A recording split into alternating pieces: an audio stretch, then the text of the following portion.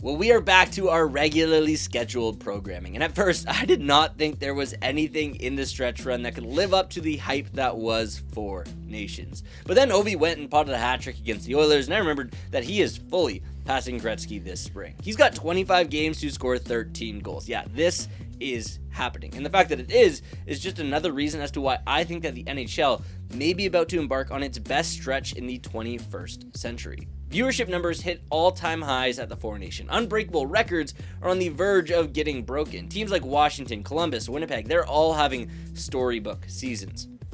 And no, we're also getting the biggest cap increase in the history of the salary cap era, and the playoff race is looking electric. 8 teams in the East are vying for 2 playoff spots, and over in the West, it's a similar story where 4 teams on the outside still have a legitimate shot.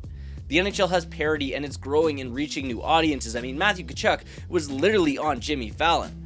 Their oldest stars are still making headlines while this new crop gets ready to take over. Gary Bettman has long been the whipping boy of NHL fans, but I gotta give it to him, the NHLPA, and everyone else who makes this league go. Hockey is in a fantastic place, and we haven't been able to say that in who knows how long. With that, welcome into Top Shelf, brought to you guys by Skyscanner. I'm Aidan Thakkar with my guys Levi Smith and Josh Wegman back on the show after a little of an absence. We are happy to have you guys here, and it was a little interesting, I'm not going to lie, going from the pace of Four Nations to just like kind of regular season hockey, but we are getting into the thick of it, and would you guys agree with me that the NHL just seems to be in a fantastic spot right now? Yeah, I think I'm so pumped up for this kind of second half of the season here just to see how the Four Nations hype translates, because I think we're in store for some incredible ratings, maybe record-breaking ratings with how many eyes just saw the Four Nations. And, you know, the whole discourse while that tournament was going on is obviously the casual hockey fans are getting into it, but then you see, like, the real hockey fans. I saw so many conversations on Twitter and stuff where they're like, oh, you think this is great? Like, wait till NHL playoffs. So I think the momentum that we've got right now and the salary cap going up, it's in such a good spot. And I think this year will honestly go down as kind of a turning point in the history of the NHL. Yeah, I think like you said, Four Nations probably created new hockey fans, and they're getting into it at a perfect time. Like you said, with Ovi, we got the trade deadline coming up. First round of the playoffs is always like maybe the best 2 weeks, or my favorite 2 weeks in sports. So it's just great. Well, if we have all these new fans, of the sport, one thing we got to do is we got to just talk about all the teams in the league in one episode. And I thought one way to do that would be to rank all 32 teams in the NHL. Put them into a tier list, so not exactly a 1 to 32 thing. That would be just, you could just look at the standings for that, apparently. But we're going to do a tier list. And so the way this is going to work is I've put 5 categories together. Easy one off the top is cup contenders. To be in this category, you basically, like, if they won the Stanley Cup, nobody would be surprised. You can't be in this category if winning a cup would be a Cinderella story. You know what I mean? Like, this is a fantastic team, true cup contender, true threat. Yeah. Right after that, playoff locks. I think this is a team that they're making the playoffs. Like, it would, barring like their whole team getting hurt or them having to forfeit games, they are making the playoffs this year. And if they didn't win a round, that would be a disappointment for them. Right after that, we got the trade away category, which is going to be just like a team that needs to make a trade if they want to do any damage in the playoffs, let alone make the playoffs. They might be kind of right on the bubble, but if they made the playoffs as is, they're not doing any damage. They need to add. Right after that is my kind of good, mainly bad category. This is a team that like could make the playoffs in theory if everything went their way, but they're not doing damage. They're making the playoffs to waste a week and a half, basically, of their summers. And then we got our sell category, which speaks for itself. These are our rebuilding teams that, are not exactly looking too hot this far into the season, and are probably ready for the season to be done. So what we're going to do is we're going to go through every single one of these teams. I'm going to give you guys a team. I'll start with right at the top with the Anaheim Ducks, and we'll go through it the way. And I'll start with you, Levi. You're going to give your quick take on this placement. Josh, if you agree, next team. If you disagree, I will be the tiebreaker between the two of you. Okay. But Levi, you can kick us off with the Ducks. I mean, the Ducks to start, honestly, is not as simple in my head as maybe it could be, because they've kind of turned it around. They are absolutely not going to be in the playoffs, but I don't want to put them in sell. I want to honor what they've done. So I think that's kind of good, mainly bad. I mean, they are above 500 right now, so in a crazy world, they probably could spin that into the playoffs, but I think that's exactly where I would have them. I'd actually probably have them in sell. They don't have a ton of pending unrestricted free agents, but I still think they're just in that bottom tier of teams in the league. The sell thing is like, yes, it's one thing to actually sell your players, but it's another thing. It's more just like you're not buying. Nobody's buying stock in this team to do anything. And for me, I think I'm going to agree with you, Josh, in the sell category, but I do get that this is probably one of the better seasons they've put together in recent memory. So I do understand wanting to give them credit, but at the end of the day, I think, that's true. When you compare it to themselves, it looks good, but when you compare it to the rest of the league, still a bad team. Team that's not having one of their best seasons in recent memory. Boston Bruins, Josh, where you got them? I'm going to put them in kind of good, mainly bad. They still got some good pieces, but ultimately this is just not their year, and they may ultimately end up selling. Yeah. But you would agree with that? I agree with that. Who would have thought with the Boston Bruins right there? Kind of good, mainly bad. Yeah, we haven't seen them being sellers in how long? And I think that's probably the direct, like Cam Neely was saying, that might go in the direction. Yeah, I mean, honestly, as a Leafs fan, let's go.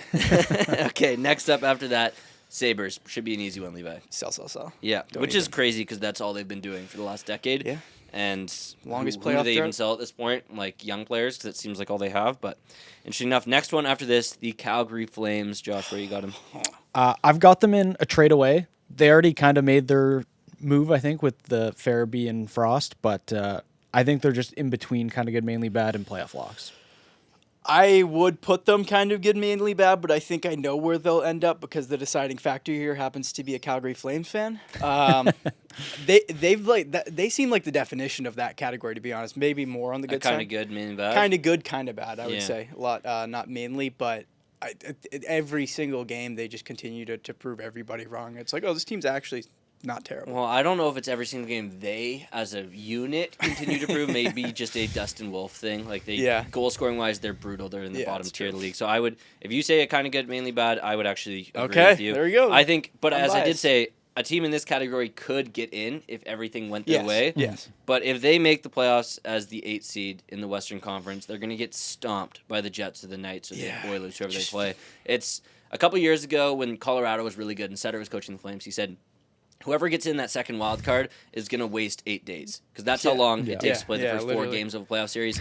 That would be Calgary Flames making the playoffs, so I'd put them in that. Look at kind Washington. Of good, Washington last year. I mean, that was like what a waste of time. 100%. Gave Ovi some more miles on the tank there. Potentially one of the most intriguing teams in the NHL right now, the Carolina Hurricanes, due to that Mikko Rantanen trade they made and maybe another one they will make. But we're not going to get into that trade right now, but where would you put them right now? I'd probably put them in cup contenders. I have some worries about their defense. Brent Burns is looking a little creaky lately, but I still think they're a cup contender. You agree with that? Yeah. I'll say cup contender. So that's interesting to me because, so the top half of the league in terms of alphabetical, very poor so far because next we got Chicago before I go to the second part of my list here. So Chicago, pretty quick on Levi. Yeah, that's a sell. Easy, not good. They really need to, because you got to sell because you got to take advantage of some of these assets, but they don't really have any good assets besides like Bedard and some prospects that they're obviously not going to sell. And I think selling is a fun term because I think this summer they got to be buying. They got to buy like crazy and start surrounding Bedard with some talent. I think they tried to do that, and we saw where it went. So but they surrounded it with talent like don't Taylor add Hall, Tyler Bertuzzi. Tyler Bertuzzi. Like they should be the ones going and offering Mikko Rantanen $14.5 million this summer, or even Mitch Marner if he touches free agency. But that's a conversation. They've got the market to do so. But they got the market, they got the money, they got the appeal of playing with Bedard. It's a lot of stuff there. It should be interesting. Where I said a while back, I think that one of the teams that gets the first overall pick will actually be good the next year, like the following year, if it's James Hagens, whoever. So I could see the Hawks. I mean, I don't know if I could say that right now. I don't want to say that right now, but yeah, they get Hagens, they bring in the right guys. Who knows? We don't need to talk about next year's Hawks. Probably have to spend a lot of money, but because they've got a lot of holes. Yeah. One guy they might sell. People have been talking about Seth Jones. That could be interesting to watch down the stretch. Next team up, though, let's keep flying down the list. Colorado Avalanche. Josh. I'm going to say playoff locks. Wouldn't surprise me necessarily if they went on a run and won the cup, but I just don't think they're there right now as a team. Even Cale Makar had some comments the other day about we haven't justified the front office being buyers, like heavy buyers. So I'm putting them in playoff locks. Yeah, well, they literally sold on Mikko Rantanen. Yeah. Probably a smart move. Columbus Blue Jackets, interesting story this year, Levi. Yeah, I think I'm ready to put them in a trade away. I think they've really, really impressed me with they just got Boone Jenner back, their captain, so that's always going to be a nice little boost. So yeah, I'm pretty confident saying they're better than kind of good, mainly bad. I think they're a trade away from really having a good chance at least at getting into the playoffs. And yeah. Yeah, I agree with that. I don't know if they're actually going to make the trade, but I think they're that close. Yeah. I would say if they make the playoffs and Vancouver doesn't, Zach Werenski might have a Norris Trophy in his cabinet by the end of the year, which would be he's having a fantastic year. And he deserves all the credit in the world. Dallas Stars next on this list. I feel like this should be a somewhat simple one, Josh. Cup contender, yeah. I think they really need to add a D. Maybe they're a team for Seth Jones, and they got their cap room now with Heiskanen out for a while, but yeah, they're still a cup contender. Heiskanen and Sagan, so they can do whatever they want. The event's coming off the book, so it could be a long-term move too. I've seen people connecting them to Erik Karlsson as well. Could be interesting. The Detroit Red Wings, Levi. Another team like the Blue Jackets, I'm super confident putting them in a trade away. I think it took them a while, especially this season too, but they're starting to right the ship and they're looking like an actual playoff team. So they make a move. I think I'm not going to say they're a threat in the playoffs by any means, but I think that it won't just be an 8-day excursion there for them. I think they'll put up somewhat of a fight in the first round at least. Yeah, I agree. Trade away. I think if they get into that first wild card spot, maybe they can do something. Perform against the Washington Capitals if they win that side. But if they have to go against like a Toronto Maple Leafs or Florida Panthers in the first round of the playoffs, I agree. I mean, Toronto's not sweeping anyone. Okay, next up, the Edmonton Oilers should be a simple one as well. Cup contenders. Okay. Yeah. And right after that, the Florida Panthers. Can't put them anywhere else. So put those guys right in cup contenders. There's nothing to say about them that hasn't been said or we saw last year. But let's go over to a team the Oilers have just dealt with in the playoffs over the past few years, the LA Kings. Levi, what do you think about them? LA Kings, I think playoff lock, which is honestly, that's where they've been the last few years, and it doesn't amount to much. They get to the playoffs, and then they lose. To Edmonton. But, to Edmonton. But, it's a hard hurdle to overcome. Yeah, exactly. So, I mean, they're going to be there as they always are, and I really like kind of the way that they've restructured their team and kept guys like Kopitar and Doughty. Like, it's cool to see them doing similar to what Washington did, where you have the old batch of guys that won the Cups a while ago, and they're still there with other pieces around them. So, yeah, I mean, maybe if they don't face the Oilers in that first round, we might see a different outcome, but they're still a playoff lock. Yeah, my only thing with them and the next team on this list is they kind of seem like the kind of good, maybe bad, like mainly bad category of the playoff teams. Like these Kings and the Wild, I just can't see going to a conference final or winning a cup. Maybe you could squeeze their way there through somehow, but like it would take a lot of good fortune. No, they would, and it just seems like they're good enough to get through 82 games at a good enough pace to make the playoffs, but I don't know if they're deep enough down the middle or on the back to really win a cup. Minnesota, though, would you guys agree playoff locks kind of similar to the Kings there, Josh? Yeah. Okay, so let's get into Montreal. Another interesting one here because they've had a decent enough season, probably a step up from where they've been, but where would you put them, Josh? Kind of good, mainly bad.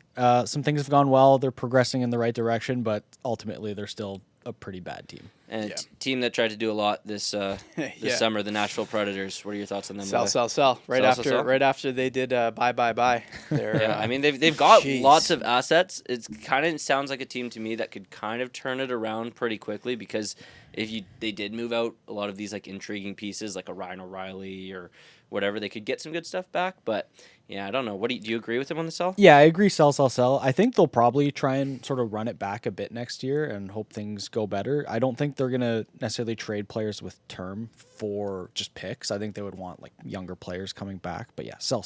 Yeah.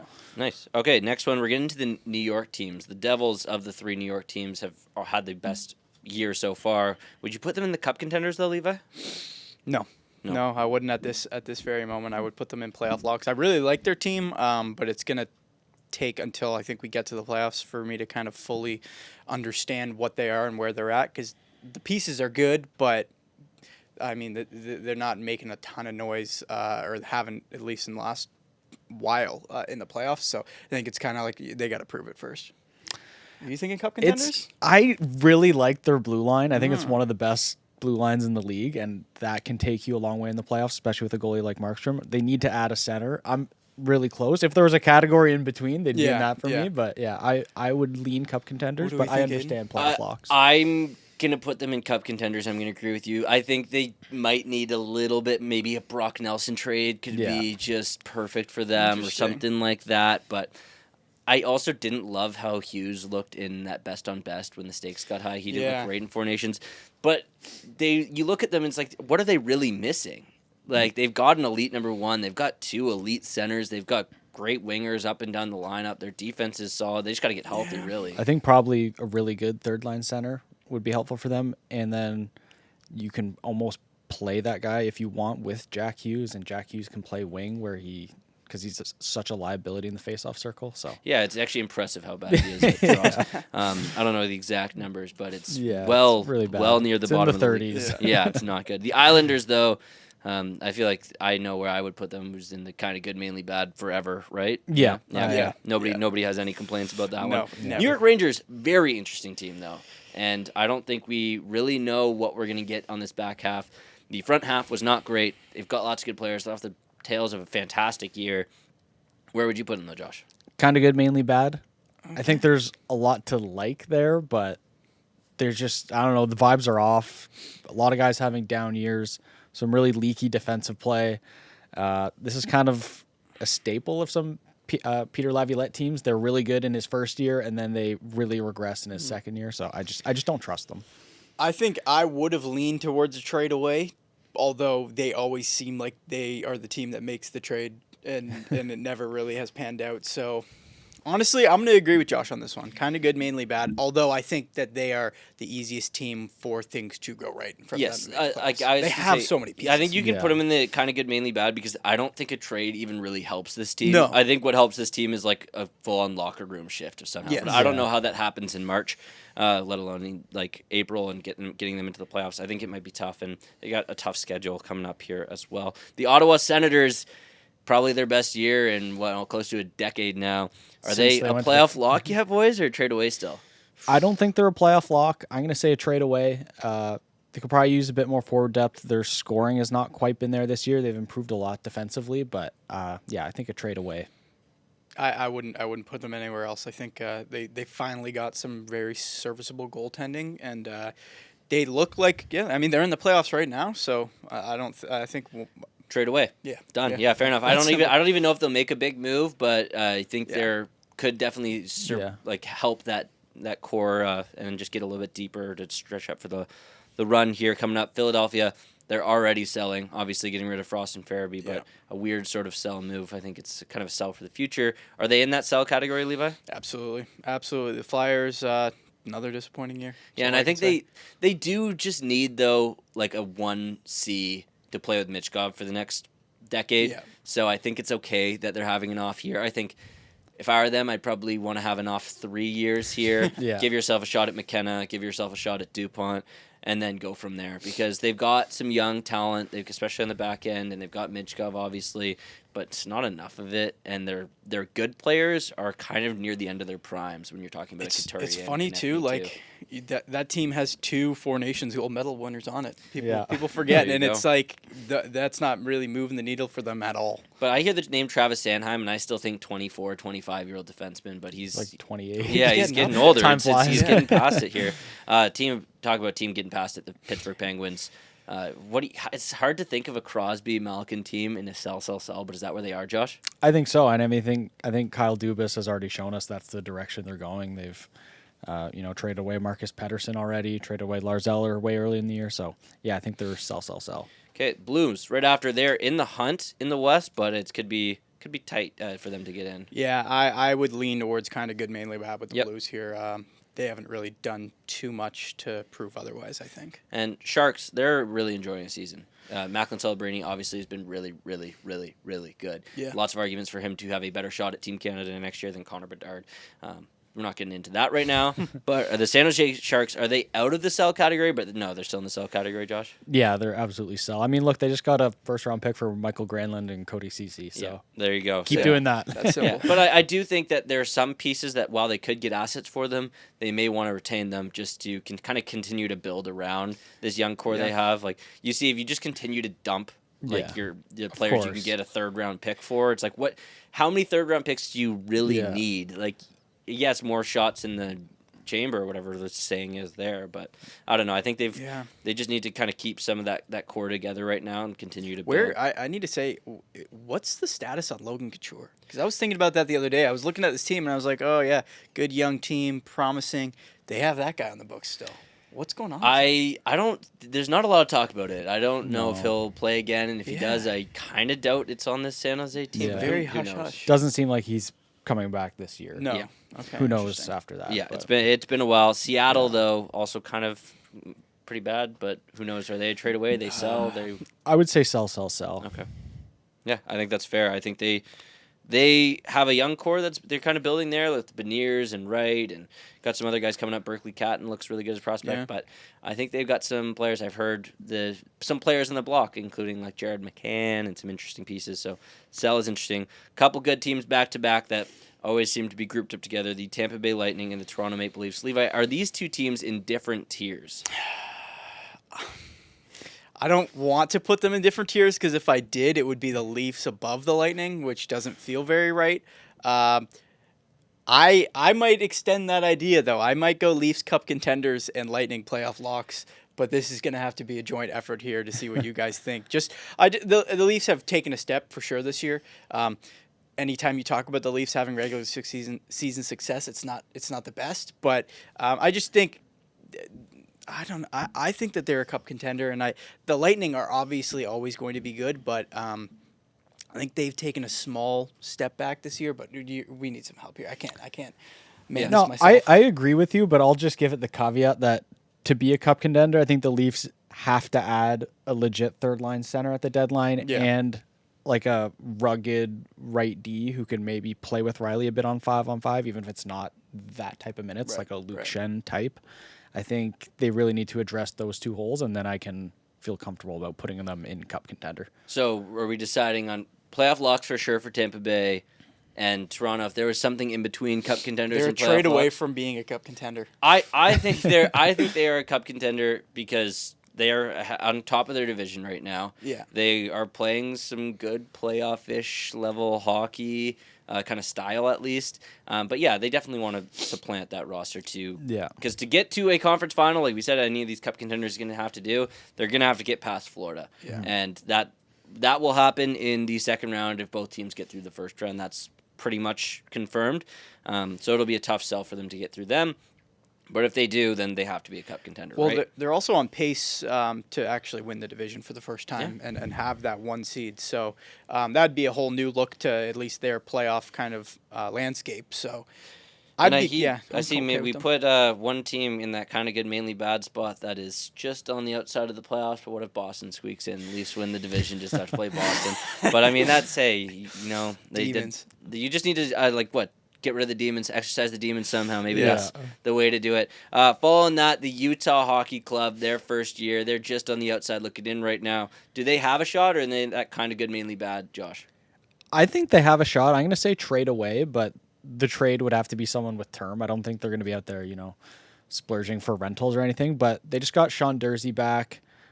They got John Marino back recently, too. The blue line they envisioned for this team is finally starting to come into shape, so I wouldn't be totally shocked if they went on a bit of a run here. I mean, if Mikko Rantanen is made available and they can somehow get that guy in a sign and trade, they should do it. They definitely have the money to do it. They have the assets to acquire him because they've got like infinity picks from when Arizona just kept taking every bad contract ever. But they are still, I think, 4 or 5 points out of a spot. Team they're trailing next, the Vancouver Canucks, in a playoff spot, but it feels like they aren't with how poorly everything has gone for them this year. Are they playoff locks, Levi? What do you think? Oh, man, I was honestly debating kind of good, mainly bad. For like the first team here, maybe that's on the opposite side of that where they're actually decent so far. Elias Pettersson is just talk about taking a step back. I think a trade away for sure. I won't stoop that low for them, but I have no confidence in that team. Yeah, is the trade away the trading Elias Pettersson? I the think trade so. that it has to be. I was actually going to agree with you that they're almost the top of kind of good, mainly bad, because they just can't score right now. No. They have no offensive punch. I know they're without Quinn Hughes right now, but I don't know. The vibes are just so off. I just have no confidence in that team at all. Demko's hurt again.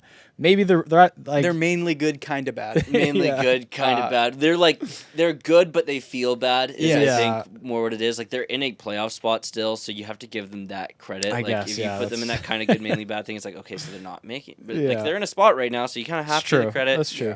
So for that, I'll agree with the trade away. Bottom of the trade away. Slot them in there. one team here, Vegas Golden Knights. Are they a cup contender, boys? I think so. I think so, absolutely. Definitely. And I think the two most compelling division leaders right now, the Winnipeg Jets and the Washington Capitals, both having unbelievable seasons. But we know what Winnipeg and Washington did in the playoffs last year. We know that these teams haven't necessarily been cup contenders over the past few years. Are they cup contenders? Levi, I'll let you take Washington. The Caps, oh man, this is tough. I think these two teams are honestly pretty similar in the same boat in terms of, their regular season versus playoff success. Obviously, we don't want to discredit that Caps Cup. So I think they're more of a cup contender than the Jets are, just because at least they have a guy or two who's done it before in Ovi and some of the other guys that stuck around there, Carlson and stuff. So I would put Washington cup contender. The Jets. How many guys in Washington are actually still on that there team from the that team? won? Like So it's Ovi, Carlson. Tom Wilson? He was. Yeah, Tom Wilson. Tom Wilson. Is TJ Oshie still playing hockey? I don't even know. No, he's not playing. He's this done, year. yeah. Is it just those three? Yeah, but they just have such an interesting core of young guys under that. So, Yeah. Would you agree with cup contenders for the Caps? I think cup contenders, based on the season they've had, I think you're going to have to give it to them. I know they're still sort of shooting the lights out a bit, but that's sort of been the case all year. But I think what they did in the offseason, those moves have made them so good. So Okay. Yeah. And then the last team on this list, the Winnipeg Jets, Josh, cup contenders? Yeah. Okay. I know, again, the playoff history has not been overly kind, but I think just based on the season they're having, you have to sort of give them the benefit of the doubt here. So I think the wildest thing we got on this entire tier list here is we've got 8 cup contenders and only a few actual like already confirmed sellers. I think that speaks to like the parity from like 10 through 25 in this league. But being placed in the sell category does have some perks. It means all the players probably have booked their flights to Cancun this spring. And with Skyscanner, you can save on your trip down there as well. Just hit the link in our bio or description, and you'll be patrolling the beaches with the Blackhawks and Sabres in a few months' time. That's awesome.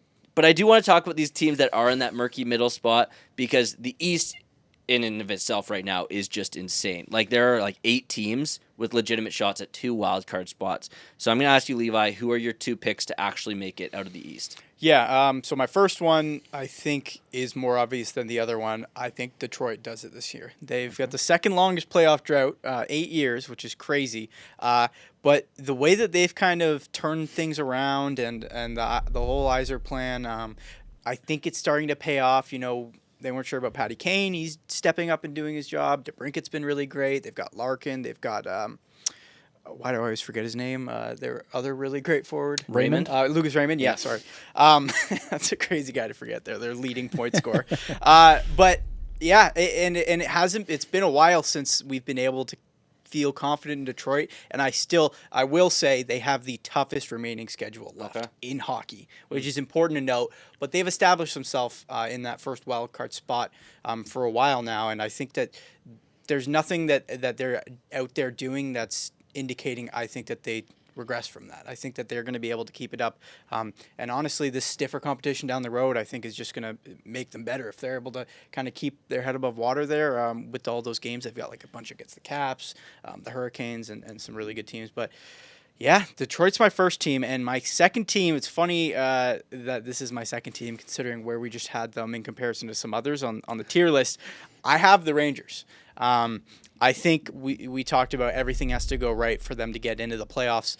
And like we said, I mean, this team is pretty loaded still. Anytime you've got, 4 guys on that American Four Nations team, like they have players who can those guys didn't look great, but at least how good they are with the Kreiders and the JT Miller that they brought in. They've got good goaltending. I mean, they still have Zibanejad and Panarin. So I think this is a team that, as long as maybe there's a bit of a shift in the locker room. Like, they just have so many good pieces that it feels like they have to be able to squeak into the playoffs. And I think you look at a Rangers team who's been there so many times versus a Columbus team or a Senators team, like these teams who've been on the outside looking in so much. I just trust them more to get it done.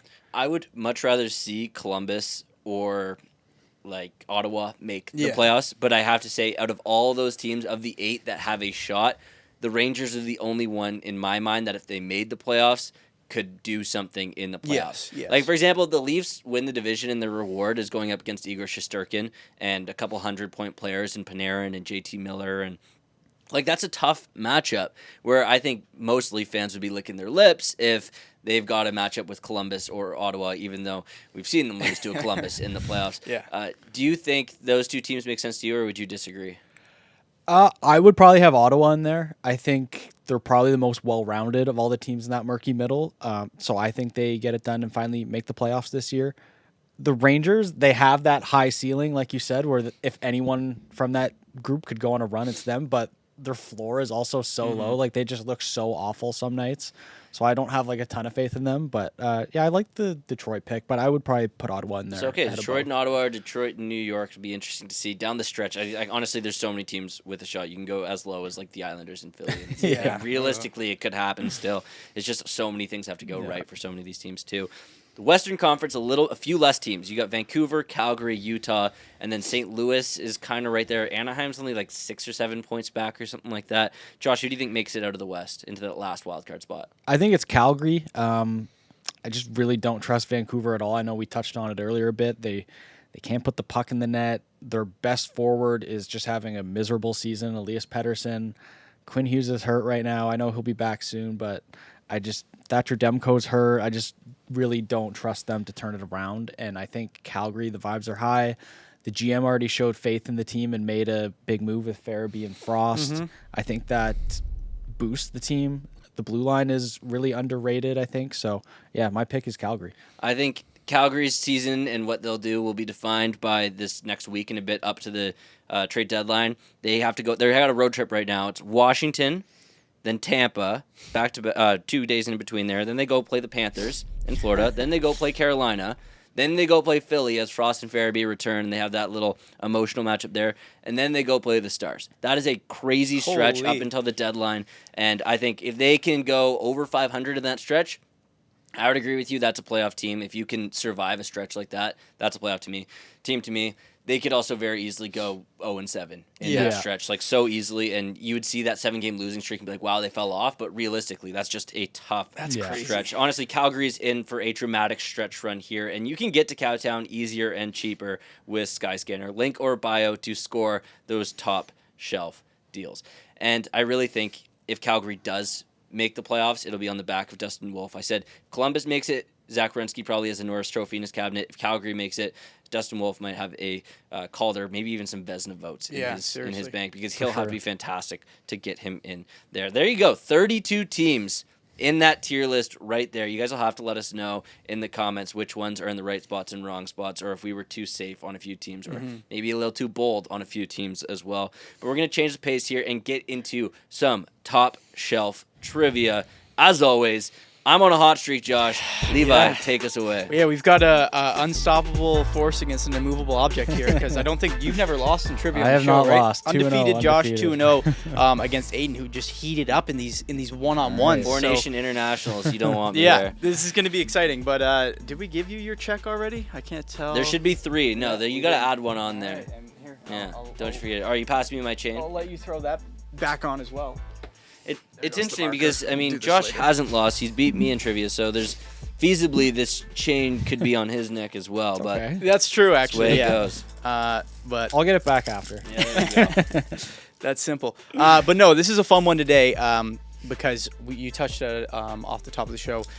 Alex Ovechkin, huge game with the hat trick against the Oilers, and actually that hat trick moved him into 5th all-time amongst active players in hat tricks with 32. 32 career hat tricks for Ovi. Wait, that's only 5th all time? It's only 5th all time, which I was going to say seems kind of crazy because the guy's like 13 goals away from the record, most, yeah. And he's only 5th in hat tricks. I swear he has like a stretch of 3 hat tricks in 4 games every single season. So only 32 all time, but that prompted me to kind of do some digging and find out which other active players have the most hat tricks. So that's what I'm going to be getting you guys to name. Ovi's obviously number 1 on the list. I don't think we need to keep that one from you. But 2 through 10 active hockey players in hat tricks. I'll let you start, Josh, as being the guest here. Who do you go with first?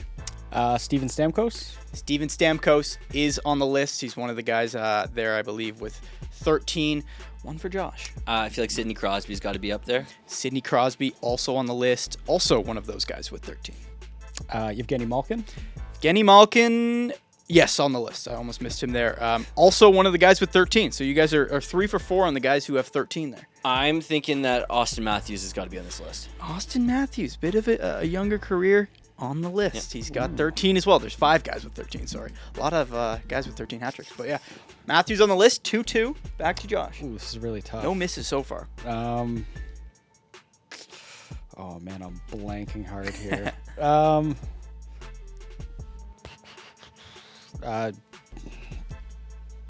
Get the shot. Kaprasov? Kirill Kaprizov, not on the list. Over to Aidan. I'm going to go with Nathan McKinnon. Nathan McKinnon, also not on the list. Ooh, wow. Yeah, back to Josh. So a couple misses there.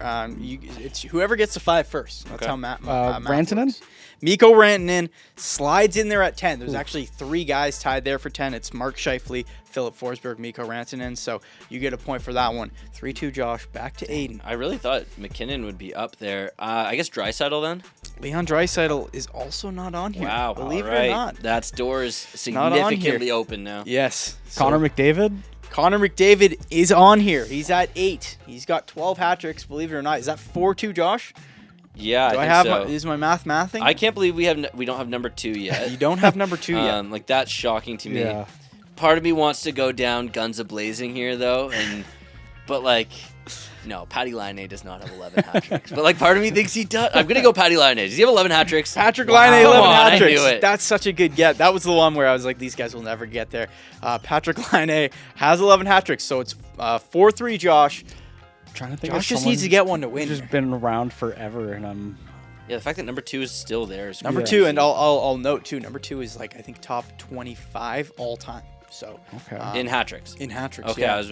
I think I got one more for sure on there, but Okay. So a lot of pressure on Josh here. get the to shot ice up. clock going here too. Jake Gensel? That's Jake Gensel. probably not right. He's not on the list. David Pasternak's on this list. David Pasternak, second place with 18. 18, yeah, that was- One how guy did I miss left. that? Oh, man, this is the theatrics here. We've got one guy left. He's got 13, tied with all those other guys. He's got the guest right now. He so does it's, have the it's, guest. it's to you first. I don't know. I don't know if you guys are going to get around to this one with the way your guesses are going. But we'll No, these guesses have been horrible. Some of mine. Brad Marchand? see. Brad Marchand's a better guess. It's not the right one, though. Back to Aidan for the win. We're in sudden death here. I think it's Nikita Kucherov. Nikita Kucherov is incorrect as Oh, well. come on. He's That not was- on the that list. was my next guess. You guys are in the right ballpark, though. I'll use Okay. that as a bit of a hint there. This guy's he's been doing it for a while.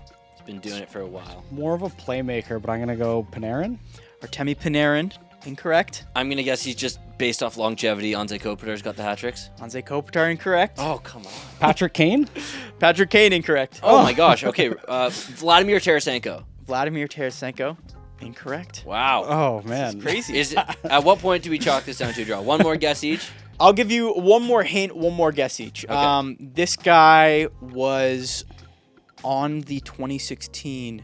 The last time Best on Best happened, this guy was winning a gold medal with that Canada team. There's not only a few guys left from that team. John Tavares? Oh, brutal. John Tavares is correct. Wait, is correct? Correct. Oh, come John on. Tavares is correct. All right, well, I don't know if that That's was a good. How many guys are still left from that 2016 team? Only like 4 or 5. well that you how hadn't many? guessed actually. Now that I think about it, I think don't know. like it wasn't You gonna be said Doughty or Marchand, Pietrangelo. You So said Crosby. Yeah. Why not Corey Perry? good Nobody on guessed- Johnny T nobody for guessed having Corey 13 Perry. though. That's not Yeah. bad for him. But yeah, The wow, guy what doesn't miss games, right? Yeah. No, Well, he- here, Josh, Oh. yeah, throw that you to can Josh. keep your undefeated Sort streak of backed alive. my way into that one. Yeah. You know what? That's all right.